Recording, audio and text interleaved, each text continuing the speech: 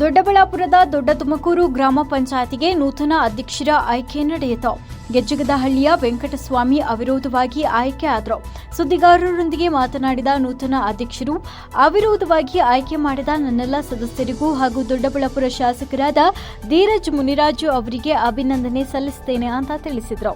ಈ ಸಂದರ್ಭದಲ್ಲಿ ಗ್ರಾಮ ಪಂಚಾಯತಿ ನೂತನ ಅಧ್ಯಕ್ಷರಾದ ವೆಂಕಟಸ್ವಾಮಿ, ಮಾಜಿ ಅಧ್ಯಕ್ಷರಾದಂತಹ ಸರೋಜಾ, ಮಂಜುನಾಥ್ ಹಾಗೂ ಮಾಜಿ ಉಪಾಧ್ಯಕ್ಷರಾದಂತಹ ಮಂಜುನಾಥ್, ಗ್ರಾಮ ಪಂಚಾಯತಿಯ ಸದಸ್ಯರು, ಸಿಬ್ಬಂದಿ ವರ್ಗದವರು ಉಪಸ್ಥಿತರಿದ್ದರು.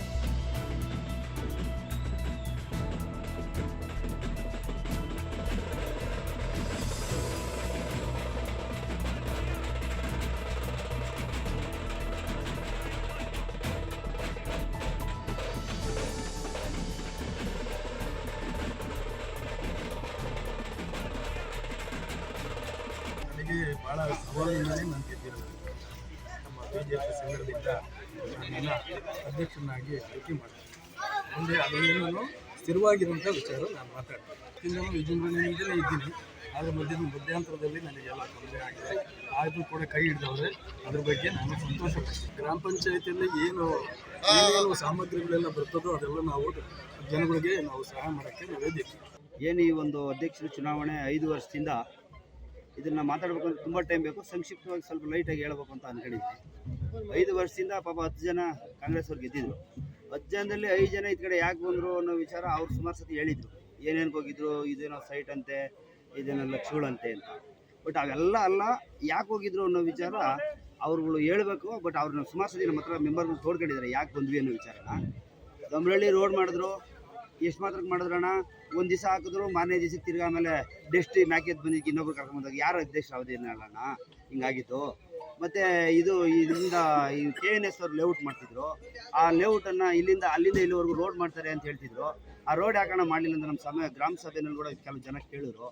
ಆ ವಿಚಾರನ ಯಾರನ್ನ ಅಧ್ಯಕ್ಷರಾಗಿದ್ರು, ಇಲ್ಲಿ KNS ಅವರು ನಮಗೆ ಲೇಔಟ್ ಮಾಡಿದಾಗ ಈ ರೋಡ್ ಮಾಡಬೇಡ ಅಂತ ನಾವೇನೋ ಹೇಳಿದ್ವಾ ಅಥವಾ ನಾವೇನೋ ಈ ಕಥೆ ಮಾಡಿಕೊಟ್ಟಿದ್ವಾ ಅಂತ ಕೇಳಿದ್ರು. ನಾನು ಈ ಹಿಂದೆ ಸರೋಜ ಮಂಜುನಾಥ್ ಅವ್ರನ್ನ ಅಧ್ಯಕ್ಷ ಮಾಡೋದಕ್ಕೆ ನಾವೆಲ್ಲ ಪ್ರಮುಖರು ಕೂತ್ಕೊಂಡು ಮಾತಾಡಿದಾಗ ಅವಾಗ ಒಂದು ವಿಚಾರ ನಡೀತು. ಶಾಸಕರು ಹೇಳಿದ್ರು, ನೋಡೋಣ 10 ಇರೋರು ನೀವು 2 ಇರೋರು ಮಾಡೋಕ್ಕಾಗ್ತದ, ಸುಮ್ಮನೆ ಇದ್ಬಿಡ್ರಿ ಅಂತಂದರು. ನಾವು ನಿಜವಾಗೂ ಸುಮ್ಮನೆ ಆದ್ವಿ. ಬಟ್ ನಮಗೆ ಅಲ್ಲಿ ನೊಂದಿದ್ದವ್ರು ಏನಿದ್ರು ಅವ್ರು ಅಂದ್ಕೊಂಡ್ರು ಸೈಟ್ ಕೊಟ್ಟಿದ್ದೀವಿ, ಇದು ಕೊಟ್ಟಿದ್ದೀವಿ ಅಂತ. ನೊಂದಿದ್ದವ್ರು ಏನು ಮಾಡಿದ್ರು, ನಾವು ನಿಜವಾಗ ಹೇಳ್ತಿದ್ದೀವಿ, ನೀವೇನು ಕೊಡೋದು ಬೇಡ, ನಮಗೆ ಅಲ್ಲಿ ಈ ಥರ ತೊಂದರೆ ಇದೆ, ನಾವು ಅಲ್ಲಿ ಇರೋಕ್ಕೆ ಸಾಧ್ಯನೇ ಇಲ್ಲ, ನೀವು ದಯಮಾಡಿ ಇವ್ರನ್ನ ಅಧ್ಯಕ್ಷರು ಮಾಡಿ, ನಾವು ನಿಮ್ಮ ಜೊತೆ ಇರ್ತೀವಿ ಅಂತ ಹೇಳಿದ್ರು. ಅವ್ರು ಹೇಳಿರೋ ಪ್ರಕಾರ ಯಾವುದೇ ಕಾಸು ಆಮಿಷಕ್ಕೆ ಒಳಗಾಗದೆ ಅವರು ನಡ್ಕೊಂಡ್ರು. ಇವತ್ತು ನಾನು ಮೊದಲು 5 ಜನ ನಮ್ಮ ಜೊತೆಲಿ ಏನು ಬಂದರು, 5 ಜನಕ್ಕೆ ನಾನು ಮೊದಲು ಅಭಿನಂದನೆ ಸಲ್ಲಿಸ್ತೀನಿ. ಯಾಕೆಂದರೆ ಅವ್ರು ಯಾವುದೇ ಎಕ್ಸ್ಪೆಕ್ಟೇಷನ್ ಇಲ್ಲದೆ ನಮ್ಮ ಜೊತೆಲಿ ಬಂದು ಇವತ್ತು ಕೆಲಸ ಮಾಡ್ತಿದ್ದಾರೆ. ಸುಮಾರು ಸತಿ ಏನೇನೋ ಅವ್ರ ಮೇಲೆ ಆರೋಪಗಳು ಬಂದರು. ಆ ಆರೋಪಗಳಿಗೆ ಎಲ್ಲೂ ಮೌನವಾಗಿ ಮಂಕಾಗಿದ್ದಾರೆ. ಅಂದರೆ ಅವ್ರು ಮಾತಾಡೋಕ್ಕೆ ರೆಡಿ ಇದ್ದಾರೆ, ಮಾತಾಡಿದ್ರೆ ಯಾಕೆ ಬೇಕು ಅಂತ ಅಂತಿದ್ದಾರೆ. ನಾನು ಒಬ್ಬ ಪಾರ್ಟಿ ತಾಲೂಕು OBC ಮೋರ್ಚಾ ಅಧ್ಯಕ್ಷ, ಕೆಲವೊಂದು ವಿಚಾರನ ಹಂಚ್ಕೊಳ್ಳೇಬೇಕು ನಮ್ಮ ಮಾಧ್ಯಮದ ಮುಂದೆ. ಏನೇನೆಲ್ಲ ಸವಾಲುಗಳು ಹಾಕಿದ್ರು. ನಿಜವಾಗೂ ನಿಮ್ಗೇನೋ ಆ ಥರ ಇದ್ದರೆ, ಏನು ಇವರು ಹಿಂದೆ ಸೈಟ್ ತಗೊಂಡ್ರು, ಇದು ತಗೊಂಡ್ರು, 5 ಲಕ್ಷ ತಗೊಂಡ್ರು ಅಂತ ಹೇಳಿದ್ರಲ್ಲ, ಆ 5 ಲಕ್ಷ ತಗೊಂಡ್ರೆ ಇಲ್ಲ ಅನ್ನೋ ಪ್ರೂವ್ ಮಾಡೋ ವಿಚಾರದಲ್ಲಿ ನೀವೇನಾದ್ರಿ ಅಂತ ಸಮಾಜಕ್ಕೆ ಟೋಟಲಾಗಿ ಗೊತ್ತು. ಇವಾಗ ನಾವು ಪ್ರೂವ್ ಮಾಡ್ತೀವಿ. ಬೇಕಾದರೆ ನೀವು ಎಷ್ಟು ಲಕ್ಷ ಆಫರ್ ಮಾಡಿದ್ರಿ. ಪಾಪ ಸರೋಜ ಮಂಜುನಾಥ್ ಅವರು ಪಾಪ ವಯಸ್ಸಾಗಿರೋ ಮನುಷ್ಯ, ನನಗೆ ಆರೋಗ್ಯ ಬರೋ ಸ್ವಲ್ಪ ಕಡಿಮೆ ಇದೆ, ಹುಷಾರಿಲ್ಲ ಅನ್ನೋ ವಿಚಾರಕ್ಕೆ ಯೋಚನೆ ಮಾಡಿ ವಯಸ್ಸಾಗಿರೋ ಮನುಷ್ಯ ಒಂದು 3 ತಿಂಗಳು ಆಗಲಿ, ನೀವೇ 2 ಸತಿ ಮಾಡೋಕೆ ಹೋಗಿದ್ರೆ. ಆವಾಗ ಪಾಪ ರಂಗಸ್ವಾಮಣ್ಣವ್ರು ತುಂಬ ಒಳ್ಳೆ ಮನುಷ್ಯರು. ನಾವು ಆ ವಯಸ್ಸಾಗವ್ರೆ ಪಾಪ ಆಯಿತು ಬಂದು ಕೇಳ್ಕೊಂಡ್ರು. ಅವ್ರು ನಮ್ಮನ್ನು ಕೇಳ್ಕೊಂಡಾಗ ನಾವು ನಿಜವಾಗ ಹೇಳ್ತೀವಿ, ನಿಮ್ಮನ್ನು ನಮ್ಮ ಪಾರ್ಟಿಗೆ ಸೇರ್ಕೊಳ್ಳಿ ಅಂತೇಳಿ ಇವತ್ತು ಹೇಳ್ತಿದ್ದೀವಿ. ವಿರೋಧ ಪಕ್ಷದವ್ರು ಕೇಳೋಕ್ಕೆ ಇಷ್ಟಪಡ್ತೀನಿ, ನಮ್ಮ ಪಾರ್ಟಿಗೆ ಸೇರ್ಕೊಳ್ರಿ ಅಂತೇಳಿ ನಾವು ಅವ್ರು ಸೇರಿಸಿ ಅಧ್ಯಕ್ಷ ಮಾಡ್ತಿಲ್ಲ. ಅವ್ರು ಆ ಪಾರ್ಟಿಗೆ ಇದ್ದಿದ್ರು ನಾವು ಅಂದ್ಕೊಂಡಿದ್ದು ಏಜ್ಗೆ ಎಲೆ ಕೊಟ್ಟು ಮುಂದೆ ಯಾವತ್ತು ಕ್ಯಾಟಗಿರಿ ಬರ್ತಾ ಹಿಂಗಾಗುತ್ತಾ ಅನ್ನೋ ವಿಚಾರ ಇಟ್ಕೊಂಡು ಮಾಡಿದ್ವಿ. ಹೊರತು ನಾವು ಯಾರ ಮೇಲೆ ತೊಡೆ ತಟ್ಟಿ 25 ಲಕ್ಷ ಆಗಲಿ 10 ಲಕ್ಷ ಆಗಲಿ ಅನ್ನೋ ವಿಚಾರ ಇಟ್ಟು ನಾವು ಯಾರನ್ನೂ ಸವಾಲು ಹಾಕಿ ನಾವು ಚುನಾವಣೆ ಮಾಡಲಿಲ್ಲ. ನಾವು ಚುನಾವಣೆ ಮಾಡಿದ್ದು ನಮ್ಮ ಪಾರ್ಟಿ ಹತ್ರ ಬಂದ ಮೇಲೆ ನಮ್ಮಲ್ಲಿ ಇರೋ ಅಂಥ ಅಧ್ಯಕ್ಷರಿದ್ದರು. ಪಾಪ ಹಂಚಿಕೆ ಮಾಡಿದ್ರೆ ಏಜ್ ಆದ ಮನುಷ್ಯನಿಗೆ ಒಂದು ಸ್ವಲ್ಪ ಈ ಥರ ಇರುತ್ತೆ, ಅನುಕೂಲ ಆಗುತ್ತೆ ಅನ್ನೋ ವಿಚಾರ ಇಟ್ಕೊಂಡು ನಮ್ಮ ಜೊತೆಗೆ ಬಂದ ಮೇಲೆ ನಾವೇನೋ ನಾವೇನೋ ಮಾಡಬೇಕಲ್ಲ. ರಾಜಕೀಯ ಪಕ್ಷ ನಮ್ಮದು. ರಾಜಕೀಯ ಪಕ್ಷದಲ್ಲಿ ನಮಗೇನೋ ಒಂದು ಒಳ್ಳೇದಾಗುತ್ತೆ ಅಂತ ಯೋಚನೆ ಮಾಡಿದ್ವಿ. ನಿನ್ನೆವರೆಗೂ ನಿಮ್ಮ ಪ್ರಯತ್ನ ಆಕಾಶಕ್ಕಿತ್ತೆ. ನಾವು ಏನು ಮಾಡಿದ್ರು, ರಂಗಸ್ವಾಮಣ್ಣವ್ರು ನೀವು 2 ಸತಿ ಮಾಡೋಕ್ಕೆ ಹೋಗಿದ್ರಲ್ಲ, ಮಾಡೋಕ್ಕೆ ಹೋಗಿದ್ದವರು ಇವತ್ತು ಅವ್ರು ಬೇಡ ಅಂದಿದ್ದು ಉದಾಹರಣೆ ಏನು ಕಾರಣ? ಫೋಟೋ ಇದೆ ನಮ್ಮ ಹತ್ರ, ದುಡ್ಡು ಇಷ್ಟಿದೆ ತಗೊಳ್ಳಿ ಸರೋಜ ಮಂಜುನಾಥ್ ಅವರೇ ಅಂತ ಕೇಳಿಸಿರೋಂಥದ್ದು. ನಮ್ದೇನ ಯಾರಿಗಾನ ಕಾಸು ಕೊಟ್ಟಿರೋದು ಅಥವಾ ಕಾಸು ತಗೊಂಡಿರೋದು ಏನಾನ ಸೈಟ್ ತಗೊಂಡೋದು ಡೀಟೇಲ್ ಇದ್ದರೆ ನೀವು ಯಾವಾಗ ಯಾವ ವೇದಿಕೆ ಕರೆದ್ರೂ ಬಂದು ಮಾತಾಡೋಕ್ಕೆ ರೆಡಿ ಇದ್ದೀವಿ. ನಾವು ಚುನಾವಣೆನ ಸ್ನೇಹವಾಗಿ ಮಾಡೋಕ್ಕೆ ಬಯಸ್ತೀವಿ. ನಾವು ಬೇರೆಯವರೇನಲ್ಲ, ನಮ್ಮೂರವರು ಎಲ್ಲ ಒಂದೇ ಊರವ್ರು ಇದ್ದೀವಿ, ಸಾರ್ವಜನಿಕರಿದ್ದೀವಿ.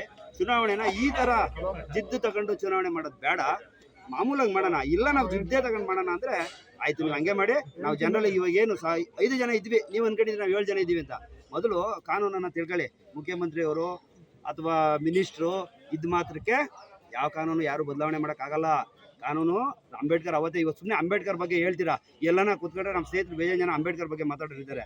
ಅಂಬೇಡ್ಕರ್ ಬರೆದಿರೋ ಕಾನೂನು ಗೌರವ ಮಾಡೋದಾದರೆ ನೀವು ಯಾವ್ಯಾವ ಅಧಿಕಾರಿ ತಕ್ಕ ಹೋದ್ರಿ, RDPR ಹತ್ರ ಏನಕ್ಕೆ ಹೋದ್ರಿ, DC ಹತ್ರ ಏನಕ್ಕೆ ಹೋದ್ರಿ, ಯಾರ್ಯಾರ ಹತ್ರ ಹೋಗಿ ಏನೇನು ಮಾತಾಡಿ ಎಲ್ಲ ಮಾಹಿತಿ ಇದೆ. ಬಟ್ ಅದ್ರ ಬಗ್ಗೆ ಚರ್ಚೆ ಬೇಡ. ಬಟ್ ಸ್ನೇಹವಾಗಿ ಚುನಾವಣೆ ಮಾಡೋಣ. ಸಾಥ್ ಕೊಡ್ರಿ, ನೀವು ಗೆದ್ರಿ ನಾವು ಗೆಲ್ಲಿ. ನಾವು ಚುನಾವಣೆಗೆ ಪಾರ್ಟಿಸಿಪೇಟ್ ಮಾಡ್ತೀವಿ, ಸೋತ್ರೆ ಸತ್ತೋಗಲ್ಲ.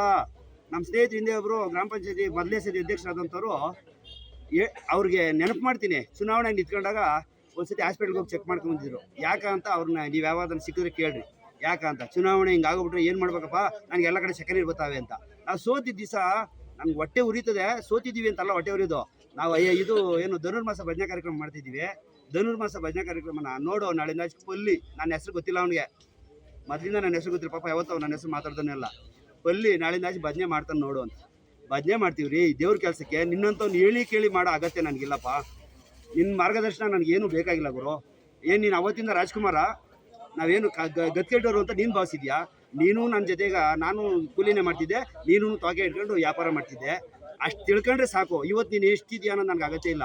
ನಾನು ಎಷ್ಟಿದ್ದೀನಿ ಅಂತ ನೀನು ಬೇಡ. ಜನರಲ್ ಆಗಿರೋದನ್ನ ಕಲ್ಕ, ಸ್ನೇಹ ಜೀವಿಯಾಗಿ ಬದುಕು. ಸವಾಲುಗಳಾಕಿ ತೊಡೆ ತಟ್ಟಿ ಜೋಬಾಗಿ ಬಂಡ್ಲಿದ್ರೆ ನಾನು ಏನು ಬೇಕಾದ್ರೂ ಸಾಧಿಸ್ತೀನಿ ಅಂದರೆ, ನಿನ್ನ ಬಂಡ್ಲುಗಳು ಫೋಟೋ ಕಳಿಸಿದ್ರೆ ಆ ಫೋಟೋಗೆ ₹1 ಒಂದು ಕಿವಡೆ ಕಾಸನ್ನ ಕಿಮ್ಮತ್ತು ಕೊಡ್ದಿರೋ ಇದ್ರಲ್ಲ ನಮ್ಮ ಸರೋಜ ಮಂಜುನಾಥರು, ಅವ್ರ ಮುಂದೆ ನಿನ್ನ ದುಡ್ಡು 0 ಅಂತ ಹೇಳಕ್ಕೆ ಇಷ್ಟಪಡ್ತೀನಿ. ದುಡ್ಡು ಇಷ್ಟಿದೆ, ನಾವು ಇಷ್ಟು ಕೊಡ್ತೀವಿ ಅಂತ ಫೋಟೋ ಕಳಿಸಿದ್ರು. ಫೋಟೋ ನಾವು ಯಾರ್ಯಾರು ಫಾರ್ವರ್ಡ್ ಆಗಿದೆ ಅಂತ ಪೊಲೀಸ್ನವ್ರಿಗೆ ತನಿಖೆ ಮಾಡಿದ್ರೆ, ಯಾರು ಫೋಟೋ ಕಳಿಸಿದ್ರು, ಯಾರ ಮನೆ ಬಾಕಲ್ದು ಇದು ಫೋಟೋ ಅನ್ನೋದನ್ನ ತನಿಖೆ ಪಡಿಸಿದ್ರೆ ಅದಕ್ಕೆ ನಾವು ರೆಡಿ ಇದ್ದೀವಿ. ಅವ್ರು ಬೇಕು ಅಂದರೆ ಅವರು ವರ್ಲ್ಡ್ ಮುಂದಕ್ಕೆ ಹೋಗ್ಬೋದು. ಸರೋಜ ಮಂಜುನಾಥ್ ಅಂತ, ಸತ್ತುಂಪುರ ಪಂಚಾಯತಿ ಪಾರ್ಟಿ ಅಧ್ಯಕ್ಷರು. ಈ ಹಿಂದೆ 25ನೇ ತಾರೀಕು ನಡೆದಂಥ ಅಧ್ಯಕ್ಷರ ಚುನಾವಣೆಯಲ್ಲಿ ಕೆಲವು ಅಡೆತಡೆಯಿಂದ ಯಾವುದೇ ಅಭ್ಯರ್ಥಿ ಬರ್ದಂಗೆ 5 ಜನ ಅಭ್ಯರ್ಥಿ ಫೋರಂ ಕಡಿಮೆ ಬಂದಿದ್ದರಿಂದ ರಂಗಸೋಮಣ್ಣವ್ರನ್ನ ಮುಂದಕ್ಕೆ ದಿನ ಕೊಡ್ಬೋದಾಗಿತ್ತು. ಅವ್ರನ್ನ ಯಾವುದೇ ತಪ್ಪಿಲ್ಲ. ಆದ್ರೂ ಎಲ್ಲ ವಿರೋಧ ಪಕ್ಷದವರೇ ಆಗಿರ್ಬೋದು, ಬೇರೆಯವರೇ ಆಗಿರ್ಬೋದು, ಅವರವರು ಸ್ವಇಚ್ಛೆಯಿಂದ ಏನೇನು ತಿಳ್ಕೊಂಡು ಈ ಥರ ನಡೆಸ್ಕೊಂಡಿದ್ದಾರೋ ಗೊತ್ತಿಲ್ಲ. ಆದರೂ ಯಾರು ಬರ್ದಿರ ಇದ್ರು ಕೂಡ ರಂಗಸೋಮಣ್ಣವ್ರು ಅಧ್ಯಕ್ಷ ಆಗಬೇಕು ಅಂತ BJP ಅವರೆಲ್ಲರೂ ಒಪ್ಪಿಟ್ಟು ಎಲ್ಲರೂ ಒಂದು ಸೇರಿ ಅವ್ರನ್ನ ನಿಲ್ಲಿಸಿದ್ರು. ಇವತ್ತು ಅದನ್ನ ಸಾಧನೆ ಮಾಡಿ ತೋರಿಸಿದ್ದಾರೆ ಅಂತಲೇ ಹೇಳ್ಬೋದು. 25ನೇ ತಾರೀಕು ಆಗಿದ್ರಲ್ಲಿ ಆಗಲ್ಲ ಅಂತಲೇ ಕೆಲವರು ಭರವಸೆ ಕಟ್ಟಿದ್ರು. ಈಗ ಭರವಸೆನ ನಾವು ಅವ್ರಿಗೆ ದಕ್ಕದಂಗೆ ನಮ್ಮ ಭರವಸೆ ನಾವು ಉಳಿಸ್ಕೊಂಡು ಇವತ್ತು BJP ಅಧ್ಯಕ್ಷರನ್ನಾಗಿ ರಂಗಸ್ವಾಮಯ್ಯನವ್ರನ್ನೇ ಮಾಡಿದ್ದೀವಿ. ತುಮಕೂರು ಗ್ರಾಮ ಪಂಚಾಯತಿ ಅಧ್ಯಕ್ಷರ ಚುನಾವಣೆ 25ನೇ ತಾರೀಕು ನಿಗದಿಯಾಗಿತ್ತು. ಕಾರಣಾಂತರಗಳಿಂದ ಮುಂದೂಡಲಾಗಿತ್ತು. ಇವತ್ತು ಗ್ರಾಮ ಪಂಚಾಯಿತಿಯಲ್ಲಿ ರಂಗಸ್ವಾಮಣ್ಣವರು ಅಧ್ಯಕ್ಷರಾಗಿ ಆಯ್ಕೆಯಾಗಿದ್ದಾರೆ. ಅವರಿಗೆ ಭಾರತೀಯ ಜನತಾ ಪಾರ್ಟಿ ಪರವಾಗಿ, ನಮ್ಮ ತಾಲೂಕಿನ ಶಾಸಕರ ಪರವಾಗಿ ತುಂಬ ಹೃದಯದ ಧನ್ಯವಾದವನ್ನು ತಲುಪಿಸ್ತೀನಿ. ಮೊದಲನೇದಾಗಿ ನಾನು ಹೇಳೋದೇನು ಅಂದರೆ, ಈ 2.5 ವರ್ಷದಲ್ಲಿ ಭಾರತೀಯ ಜನತಾ ಪಾರ್ಟಿ ತುಮಕೂರು ಗ್ರಾಮ ಪಂಚಾಯತಿ ಹಿಡಿದಿತ್ತು.